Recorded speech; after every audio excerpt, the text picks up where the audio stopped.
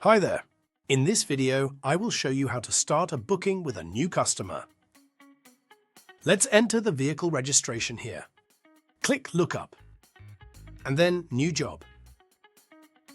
You'll now be able to see the vehicle details on the left side, with the option to add or alter vehicle reminders on the right. Next, let's scroll down and add our customer details. Start by entering a title, first name, and last name. Just a heads up, the name fields are mandatory, so you won't be able to continue without them. After that, you can fill in the postcode, address line 1, a phone number. Don't forget to include a description like mobile or landline, and an email address if you wish. Once that's done, it's time to set the notification preferences. In this case, the customer wants to receive correspondence and reminders, so make sure all three options are set to yes. When you're ready, click Add Customer to save the record.